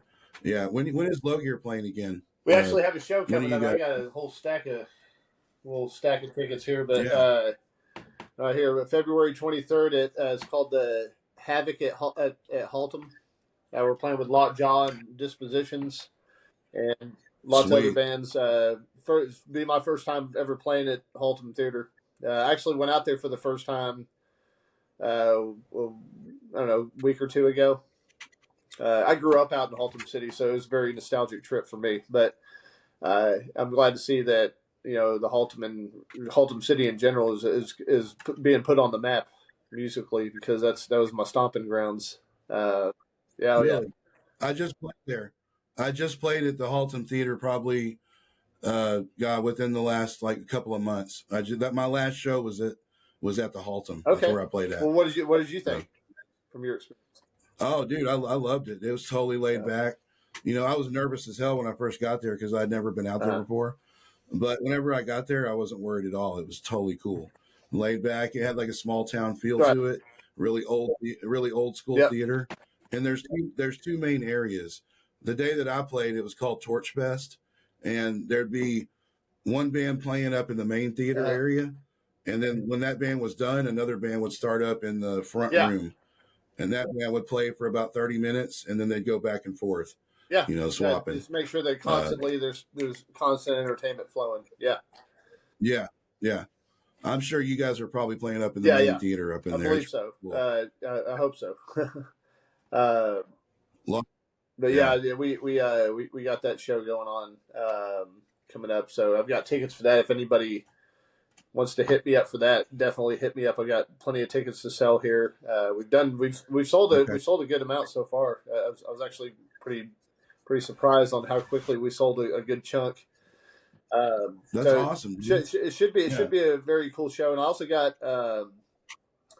something coming up in the works, possibly, and I'm not going to say for sure, but it involves an old school Deep Ellum venue that I admire. I'm not going to go into detail, but I will say it's the old Deep Ellum Live venue. Something that's coming up in the works there. I believe it's going to be at that venue. I'm not 100% sure, but that's about the extent of where I'm going to go with it, because I can't speak anything beyond that. But that venue has been brought up, and I believe is pretty solid. Double thumbs up on it to go. And with that is going to come a lot of cool news. It's going to be a good show. I really want to say more than what I'm supposed to, but I'm not going to. That's okay. Yeah, no, I know what venue you're talking about. It's over on Canton, right? Deep Ellum Live. Yeah. I saw a lot of great shows back in the day there. That's a great venue. Oh, yeah. I saw Ultra Spank there. I saw Ultra Spank, Static like a little X. mini bomb factory, or the factory, or whatever it's called now. Great. Yep. I remember the Bomb Factory, too. I saw Silverchair at the Bomb Factory in 1995. Yeah. That was pretty wild. Yeah. Back whenever it was called the Bomb Factory. Yeah. But that one it's going to be probably more aimed towards this summer sometime. Yeah. But yeah. But it's kind of hush stuff. Well, for right now, because it's very much in the very beginning stages. And actually what I'll do is I'll add you, because there's a group on Facebook, a little private group that's going on, that's where it's being discussed. It's been discussed publicly. It's a thing called Furry Fest. I don't know if you ever heard of that bouncing around. That was the original name, but I think he's going to change the name. Okay. But it's a friend of mine that's a pro lighting tech, pro level lighting tech that has been in the industry for years. Went pro many years ago. He almost went and worked as a tech as part of the group with Pantera. But yeah, he's putting something together. And there's, I'll send you I'll invite you to the group, so that way you can kind of see what's going on. Do you, when you play with Low Gear, do you bring your cabs, or do you just take that Axe Effects and go like straight to the front of the house, like No, plug I'll in. bring my cabs. Like I'll bring. Here, I'll show you. I'll bring. Yeah, I was going to ask you about your This is cabs my earlier. Mesa. I don't know if you can you see that. Yeah. Okay, so that's my Yeah. Mesa cabinet. That always goes with me, whether if it's practice Okay. or shows or whatever. Sometimes I'll just be Right. running that and my Axe Effects rack mount. Sometimes I'll bring this cab, which is usually just my at home. That's a Line 6 cab. Yeah. But I'll I'll sometimes bring that if it's like a larger show. Yeah. Let me turn this around. If it's like a larger show, or if it's a show that, because the running those two together creates a little bit of a tone complement. Because like the Line 6 cabinet is a little bit more high end, more mid range friendly, and Yeah. the Mesa cab has pretty much all of the above. It's got extended low end. It's got a good mid range, good little good high range, but more mid and low range focused. And so blend with all of Nice. that. If I want a good blend with all of that, depending on the kind of show it is, then I'll bring both my cabinets. But yeah, I mean, it's generally it's at least the Mesa cabinet and my Axe Effects rack mount and that whole case there you saw. Yeah, Sweet. at least that. Okay. And usually Badass, just dude. one of the guitars, if not both, both just in case if I need a backup or whatever. But yeah. Yeah. And what was that ticket link again for your show? What was it?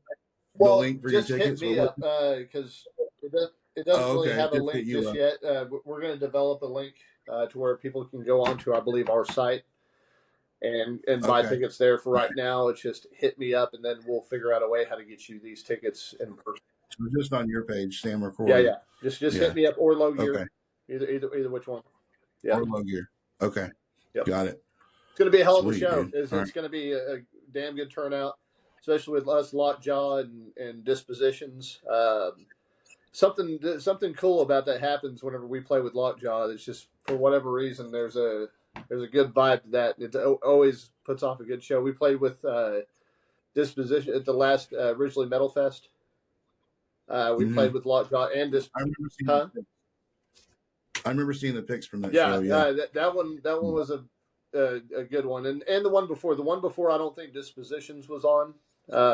If they were, I don't remember. I don't think they were on the same stage, but yeah, I mean the last one with Disposition, they did one hell of a job. I was just like, my jaw was on the floor.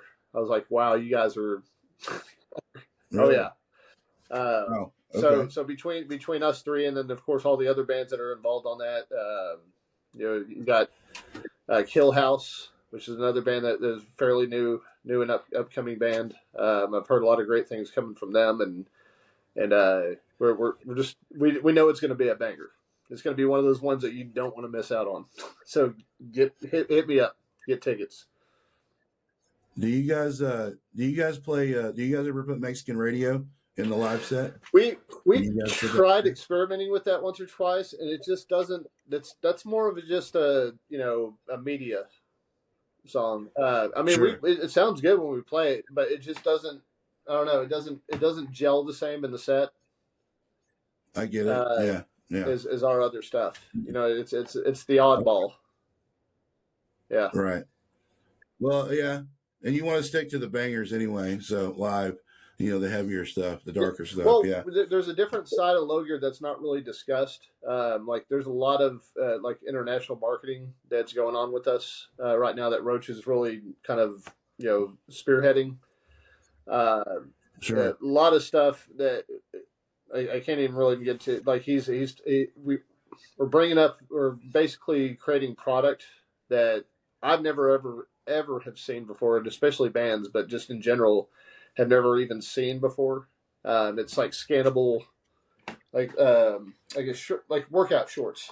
And it has a little chip on there where you can scan your phone, and it plays the set list that's programmed in the shorts, like clothing line. Oh, okay. Cool.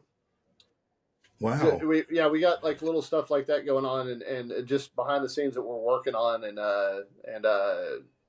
just a lot of marketing that's going on that we're that you don't really see on Facebook land a lot, but we're working on internationally. I've seen some of the stuff that he does on Instagram too, though, the Low Gear Instagram. I follow that one, and I saw like a lot of different. Someone was posting a lot of different posts that were these stories that were pieced together. It was like live footage of y'all on stage, but all interspersed with music and different quick cuts. And I noticed there was quite a bit of that. You guys had like a wealth of content. Yeah. That's a lot that right there. What you're seeing is a majority. That's Roach and him being, bored and a genius at the same time. That's just all from his mind. Yeah, absolutely. That's crazy. Yeah, once we gave him the keys to the car, it was very surprising. Watching him work. Shit. Let him run with it. Yeah, I mean, absolutely. Yeah. Well, man, it's been awesome talking to you. I'm really glad you did this with me. Just kind of be random for an hour or two. It only took a while, right? Now. Oh yeah. But thank you for coming on here and doing this with me. And I like your idea that you had before of having Roach on here and doing like a group episode. Yeah. If you ever want to circle back and maybe like in another 10 episodes or something, I could circle back to you guys and absolutely we can have Roach on or something. Yeah. Yeah.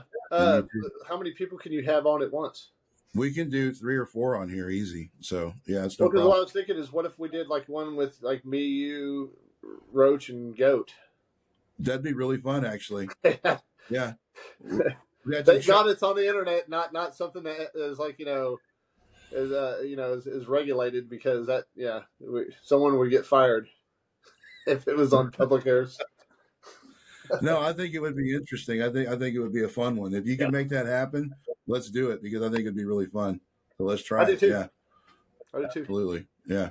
And on the music end of things, I'll hit you up afterwards on the tech side of things and help you out with that. Okay. We'll get you rolling together on that. I appreciate you, you helping out on that, because anything I can do to get that ongoing thing resolved, the better.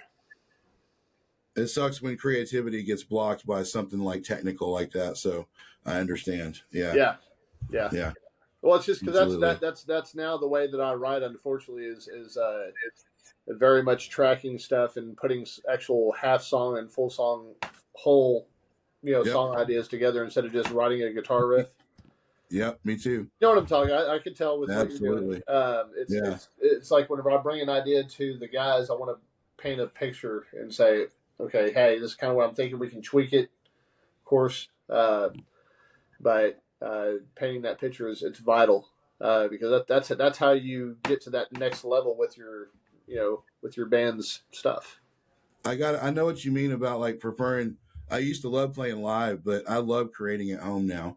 And the little home studio that I set up in here for myself, I'll come in here and get lost for hours. Yeah. At a time, and just you look back, the next thing you know, that it's 2:00 in the morning or something stupid. Like pulling me out of here, Dad. Come on, we got to get out of here. Yeah. Have to go and take a ramen break. Yeah, absolutely. Yeah. Man, I appreciate you doing this, Sam. I really do, man. I appreciate you having me on. Yeah, absolutely. And we'll circle back and maybe try to do a group episode. That'll be hilarious. It'll be great. Yeah. Make good content. Yeah. I'm glad we brought up Ed too. He'll love it. Yeah. Yeah, absolutely. Say hi to him next time you talk to him. I miss that dude. Yeah, he'll probably see this. So hi, Ed. If you see this, what's up, Ed?